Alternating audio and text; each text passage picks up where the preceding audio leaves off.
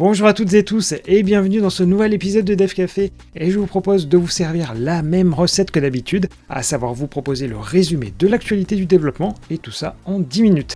Et aujourd'hui j'ai réussi à mettre la main sur un nouvel outil qui sera très utile aux développeurs mobiles. On évoquera aussi du Xool, du Qt ou encore une guerre des polices. Bon, je crois qu'en termes de teasing, je pouvais pas vous faire plus flou, alors je vous propose qu'on lève tout de suite ce brouillard en commençant tout de suite.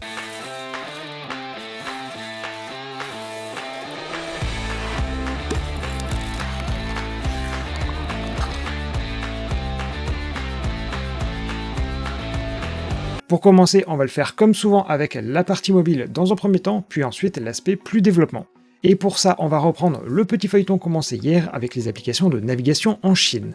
Pour rappel, hier c'était Amap qui est fait par Alibaba et aujourd'hui c'est Baidu, sachant que c'est quand même beaucoup plus avancé. Dans la nouvelle version de leur application de cartographie, la gestion du changement de fil va être améliorée, histoire que dans ce genre de carrefour coupe-gorge, vous puissiez en sortir en un seul morceau. Pour ce qui est du temps avant le passage des bus ou encore le temps restant au feu rouge, eh bien c'était déjà disponible, mais ils indiquent que la fonctionnalité a été utilisée plus d'1 milliard de fois. Bon, dans cette version de manière anecdotique, ils ont aussi implémenté une sorte d'IA qui, comme vous le voyez, fait des cœurs avec ses mains. Bon, je suis pas très convaincu par la chose, mais ce qui est plutôt intéressant, c'est qu'il est désormais possible de partager la navigation en cours, et quand je dis ça, c'est pas juste l'itinéraire, mais c'est vraiment la navigation entre son téléphone et sa voiture.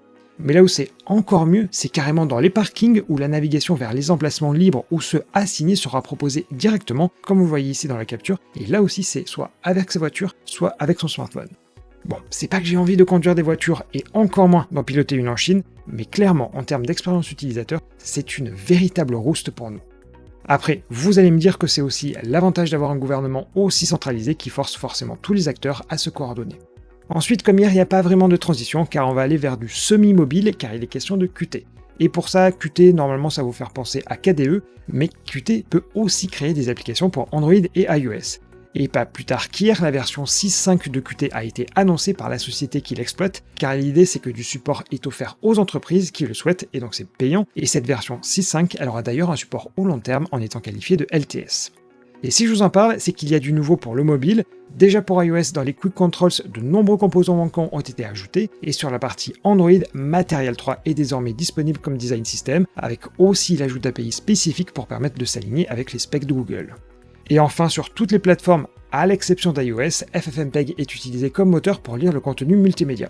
Malheureusement, il y a une grosse ombre au tableau qui vient noircir tout le tableau que je viens de vous dresser, car avec Qt 6.5, on ne peut faire que des applications Android entre Android 8 et Android 12, et étonnamment, Android 13, il n'y a aucun support, alors que pourtant tous les concurrents s'y sont déjà mis.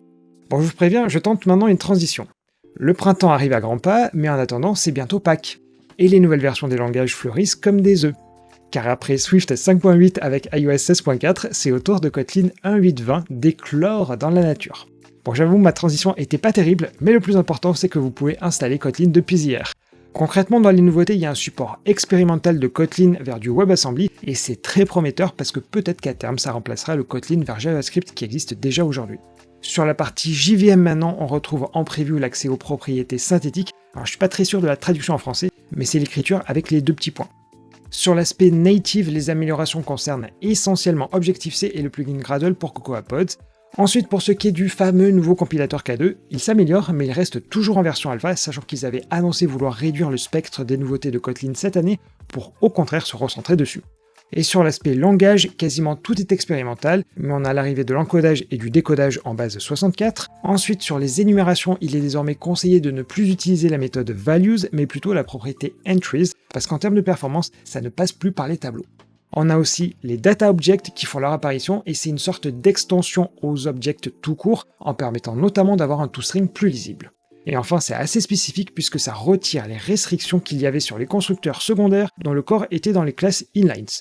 Voilà donc pour l'essentiel du changelog de cette 1.8.20, vous pouvez déjà la télécharger, mais attention, si vous utilisez Android Studio, il faut à minima Flamingo. Et d'ailleurs, à évoquer Kotlin, il y aura bientôt la KotlinConf à Amsterdam, et je crois pas me tromper, mais cette année, si vous n'avez pas eu votre billet, c'est pas franchement grave, car elle sera retransmise en direct et en plus gratuitement.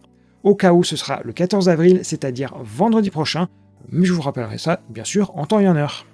Et pour finir cette première partie, voilà enfin le fameux outil dont je vous parlais en introduction et qui devrait vous faire saliver d'avance. Alors bon, il n'est pas totalement nouveau car j'ai retrouvé des traces en 2018, Mais bon, peu importe, et pour rappel, les outils que je vous ai présentés jusqu'à présent, ils permettent de tester vos applis mobiles, mais uniquement avant que les utilisateurs aient la main dessus. Sauf qu'une fois qu'ils ont leur gros doigt dessus et que les bugs arrivent, et vous pouvez certes avoir des rapports de bugs, mais obtenir le véritable état de l'application, c'est quand même assez complexe. Et c'est justement là où l'outil AppSpector arrive tel un Superman, car ça permet à distance de faire du debugging en vous donnant accès en temps réel à une interface avec par exemple les logs, l'accès aux fichiers, à la base de données, aux différents événements analytics. Bref, je vais pas tout vous citer, mais d'une manière générale, tout ce dont vous avez besoin pour comprendre le contexte. L'idée c'est que c'est juste une dépendance à mettre sur Android et iOS et qu'ensuite tout arrive directement. A noter que leur modèle est assez particulier car il facture à la quantité de données téléchargées. Pour ça, vous avez 64 mégas gratuits sur un mois, sinon ensuite, logiquement, il faut passer à la caisse, mais je trouve que c'est assez raisonnable. A noter également que vous pouvez certes télécharger les données, mais vous pouvez en réalité avoir un historique de la session pour pouvoir tout rejouer. Au niveau de l'intégration, il est bien expliqué que ce n'est que pour vos tests et que ça ne doit surtout pas partir en prod sur l'App Store ou le Google Play, et que bon, si toutefois vous oubliez, ils arrivent à détecter ce cas et à tout désactiver. En tout cas, moi je trouve cet outil très intéressant car il vient compléter l'arsenal que je vous avais présenté depuis plusieurs semaines, et surtout n'hésitez pas à me dire dans les commentaires si vous le connaissiez déjà, parce que vraiment pour moi c'est une découverte. Allez, c'est l'heure de la pause quotidienne et c'est un mélange entre bonnes et mauvaises nouvelles aujourd'hui. Pour commencer, une bonne nouvelle puisque la plateforme Algora propose désormais des missions payées pour contribuer à des projets open source. Les tarifs sont fortement variables, allant de quelques dizaines de dollars à plusieurs centaines. Après cette belle initiative, place à une mauvaise nouvelle puisque la plateforme française de financement participatif Utip était en liquidation judiciaire depuis la fin mars et va cesser ses activités dès aujourd'hui le 4 avril.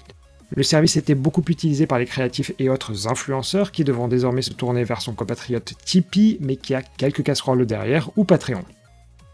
Toujours dans les mauvaises nouvelles et chez Meta, malgré les nombreux licenciements, des postes critiques restent à pourvoir. Mais les nouveaux salariés devront faire une croix sur le télétravail car c'est désormais formellement indiqué dans les annonces. Ensuite, chez Huawei, la confiance règne car lors de la présentation de nouveaux téléphones, un directeur de la marque a affirmé que la part de marché d'Apple diminuerait lors de l'arrivée de leur prochain modèle. Comme le dirait l'expression, l'espoir fait vivre. Et enfin, après les BlackBerry hier, vous pouvez désormais enlever la poussière de votre Nokia Lumia 950 XL si vous en avez un, car un portage de la version open source d'HarmonyOS, simplement appelée OpenHarmony, est en cours.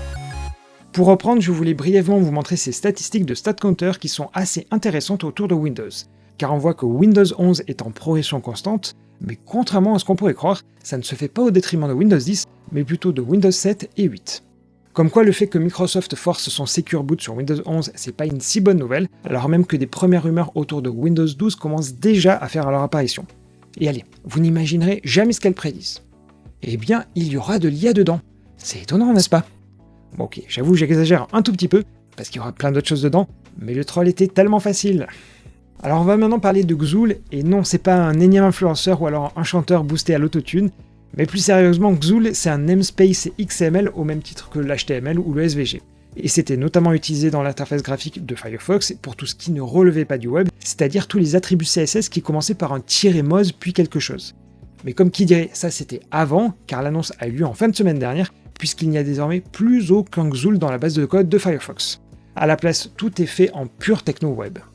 Et si certains regretteront peut-être son absence, c'est quand même un travail titanesque qui a été nécessaire, car le bug de sa mise au repos a été ouvert il y a 9 ans, et ce choix finalement était parfaitement justifié par une techno qui n'était plus maintenue et qui a aussi rendu Firefox en quelque sorte propriétaire avec ses fameuses balises -moz. Si en tout cas ça vous intéresse de savoir comment ils ont réalisé tout ce travail, l'article que je vous cite est bien sûr dans la description. Et oui, ensuite j'ai intitulé ce sujet « La guerre des polices », mais c'est pas la police à laquelle vous pensez, parce que c'est la police de caractère. Alors pour vous expliquer, Jean-François Porchez avait conçu il y a bien quelques années une police qui s'appelait Le Monde Journal et qui vivait tranquillement son petit bonhomme de chemin. Et comme son nom l'indique, en fait elle a été utilisée par le journal du Monde, comme qui dirait CQFD. Mais en 1994, une nouvelle police sous le nom de Spectral fait son apparition et ressemble beaucoup à la première. Mais bon, les années passent et en 2016, l'auteur de la deuxième police la vend à Google pour qu'elle soit utilisée dans la suite Google Docs. Mais c'est pas du tout du goût du créateur de la première police qui estimait qu'il s'agissait d'une contrefaçon et il réclamait pour cela à la fois le retrait de la police de Google Docs et aussi des dommages et intérêts de 675 000 €. Mais l'histoire s'arrête aussi vite qu'elle a commencé car le tribunal judiciaire n'a pas validé la contrefaçon mais a quand même confirmé qu'elle devrait être protégée par le droit d'auteur. Et au final, Jean-François Porchez a quand même été condamné à payer 10 000 € à Google et 20 000 pour la société du soi-disant faussaire. Pour le moment, on ne sait pas s'il y aura une suite, mais au moins c'est une histoire positive autour de la police, il n'y a pas de polémique, vous voyez, tout est possible. Et pour finir, vous connaissez peut-être les concours de vitesse comme les speedruns dans les jeux vidéo ou encore les concours où il faut écrire le plus rapidement possible avec son téléphone. Eh bien, on a enfin l'équivalent pour nous puisque ça s'appelle le Speed Typer et vous allez devoir recopier du code le plus rapidement possible. Il suffit pour cela d'aller sur le site que je vous ai mis en description et de choisir le langage que vous maîtrisez le plus, sachant que la sélection est quand même assez restreinte avec du C++, Java, JS, Python, Rust et même quelques autres petits langages. Si ça vous dit, n'hésitez pas à partager vos scores dans les commentaires, car qui sait, il y a peut-être un ou une championne qui traîne parmi nous. Allez, bon courage à toutes et tous, et c'est donc sur ce sujet qu'on va clore ce Dev Café du mardi 4 avril. J'espère en tout cas que vous avez passé un agréable moment, que ce soit dans les transports, dans la douche, pendant que vous laviez les dents, ou encore quel moment étrange, encore je sais pas. En tout cas, n'hésitez pas à appuyer sur le petit pouce vers le haut, car moi ça me fait toujours plaisir. Et pour conclure, eh bien surtout, n'oubliez pas de donner le fameux bonjour aux Isidore aujourd'hui, et moi je vous donne rendez-vous demain ici à la même heure, car forcément je serai bien sûr au rendez-vous.